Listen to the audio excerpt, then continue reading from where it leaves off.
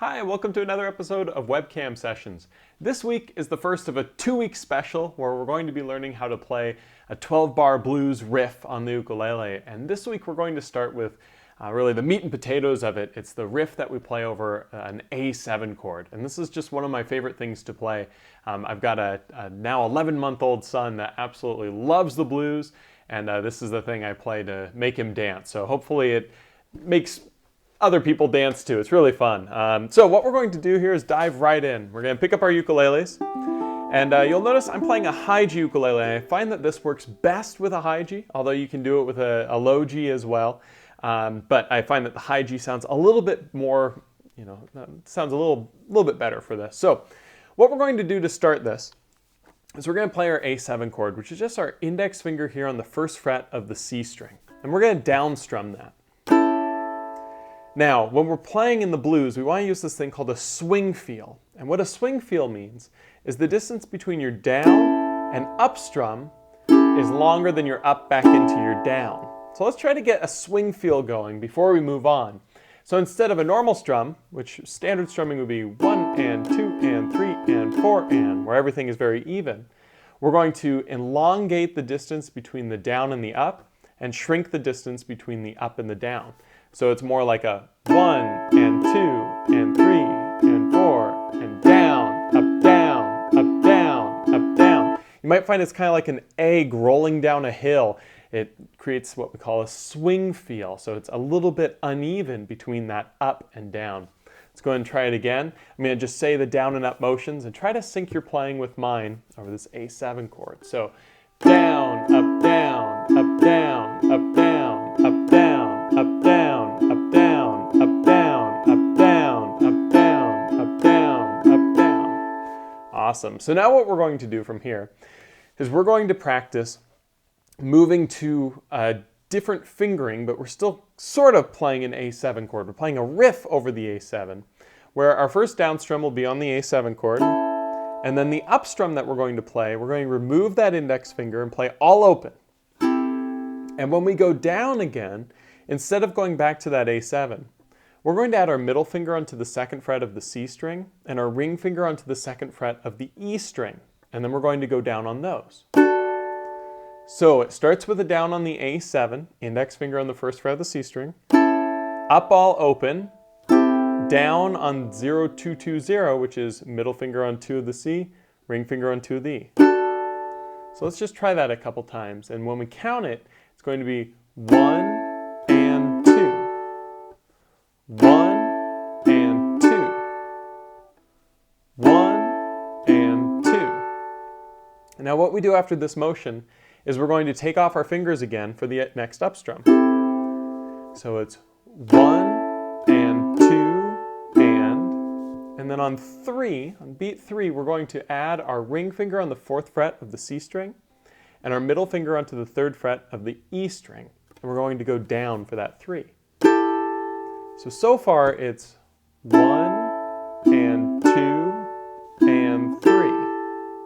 Again, that's 1 and 2 and 3. So it's kind of tricky because our fingers are jumping all around, especially these two middle ones are going from the middle finger on top with the ring finger underneath to the ring finger on top and the middle underneath. And this can take some practice. It might take a little while to get that comfortable, but just switching between those is so important to create this sort of sound. So again, just so you can hear it one more time there. 1 and 2 and 3. And now for the and 4 and, what we're essentially going to do is we're up here at 4 and 3 with our ring and middle. We're going to take them off for the and then we're going to go back to where we just were, the 2 on the C and 2 on the E with our middle and ring fingers respectively. We're going to go down on that again. And then for that and, we're going to come off. So essentially, 1 and will be 1 and, 2 and will be 2 and, 3 and will be 3 and then 4 and will be 4 and. But again, the timing there is making sure that the up strum into the down is faster than the down into the up. So let's go ahead and break this down again. So we start here with the A7, going to go down, And then we're going to go up open into down on 2-2, or excuse me, 0-2-2-0, middle finger on 2 of the C, ring finger on 2 of the E. Then we're going to go up all open, and down on 4 and 3, ring finger on 4 of the C, 3 on with the middle finger on E. We're going to go all open on the up for the and then we're going to go back to 2-2 on 4, and then all open. So if I were to play this at a really slow speed, it would sound something like this. I'm going to go and count us in 4, and then I'm going to start playing this riff. So we've got 1 and 2 and 3 and 4 and.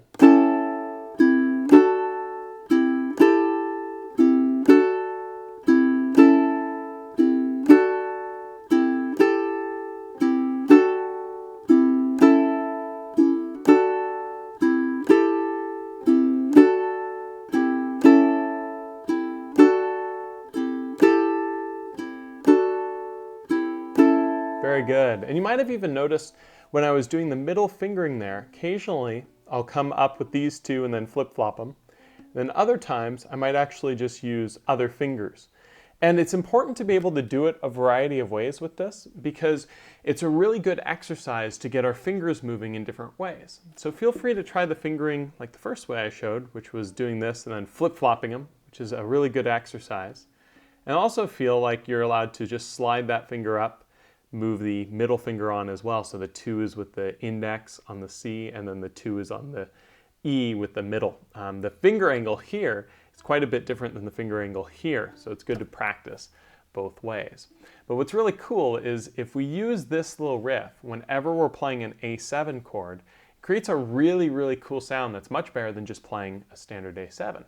So in the 12-bar blues, which we're going to get to the form in just a little bit here, when you're playing the 12-bar blues, if you use this riff whenever you see an A7 chord, it just makes it sound a little bit cooler. For instance, I'm going to actually play the first 4 bars of a 12-bar blues right now, which is just an A7 chord. I'm just going to play a normal everyday A7. It sounds something like this.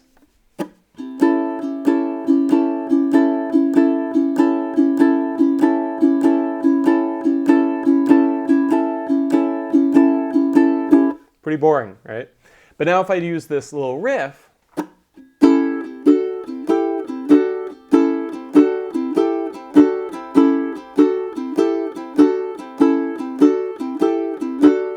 sounds much more interesting. Now it does take some practice to get at that speed, but it's just muscle memory. So the more time you spend with it, the faster you'll get to that sort of end result. But let's go ahead and talk about the whole format of a 12-bar blues right now.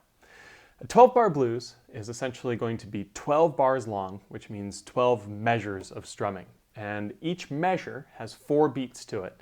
And those 4 beats are our 1 and 2 and 3 and 4 and. So when you do 1 and 2 and 3 and 4 and, you're 1/12 of the way through the blues. But what happens is it changes chords between these measures. Sometimes it repeats multiple measures with one chord. Other times it switches more rapidly. The format essentially looks something like this graphic here. And you'll notice essentially it's an A7 chord on the very first bar, which means 4 beats of A7. But then the second bar is also an A7 chord, as well as the third bar and the fourth bar. So it sits on an A7 for the full first 4 bars of the 12-bar blues. So as we're playing this, 1 bar of our lick of our is what we just worked on. So if we play that riff 4 times, we cover the first 4 bars of the 12-bar blues. Now you'll notice bar number 5 is going to go to a D7 chord. For now, what we can do is just play a kind of placeholder D7. Use our middle finger here on the 2nd fret of the G string, our ring finger here on the 2nd fret of the E string. Technically speaking, this isn't even a D7 chord. It functions as one, it sounds good as one, but there's no D note in it. So it's kind of funny how it's not really a D7, but it's one of my favorite sounds for this. So this is what we'll use for the D7. You'll notice that's going to be 2 bars, which means we just play down, up, down, up, down, up, down, up, which is 1 and 2 and 3 and 4 and we go through that twice over the D7.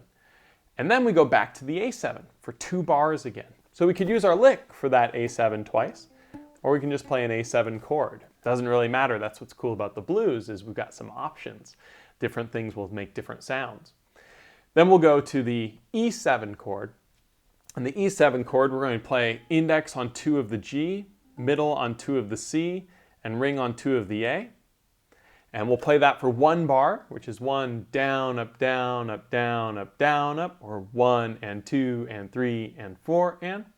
Then we'll go back to the D7 that we just learned. And we'll do that for 1 bar, 1 and 2 and 3 and 4 and. And then at the end here, we go back to the A7 chord for another 2 bars to kind of wrap it up, right? So that's the 12-bar blues, and there's a lot of iterations of the 12-bar blues where the last chord might be an E7 instead of the A7. Sometimes they do the second bar as a D7 instead of the A7. They've got a lot of variations. This is just one simple one that I like to work with.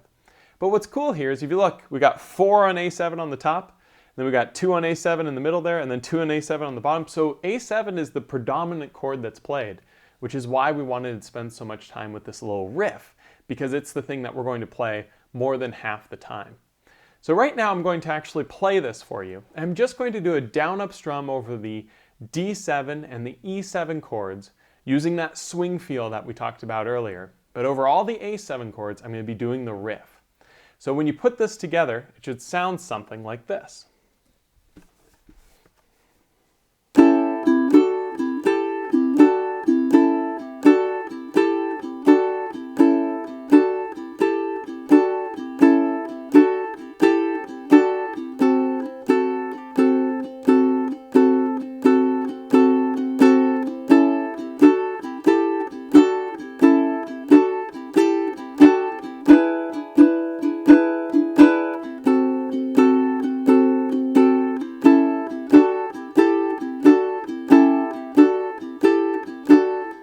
You can just play an A7 to sort of end it. So next week we're going to be working a lot more with this and playing along with it. So make sure you practice this week, get comfortable with the chords so that we can start working on it together. And we'll be working on a couple little tricks that you can do to make it sound cooler, involving kind of moving the chords and playing some different rhythms to really help your 12-bar blues take off and sound really cool. So be sure to check out next week's episode where we'll continue this week.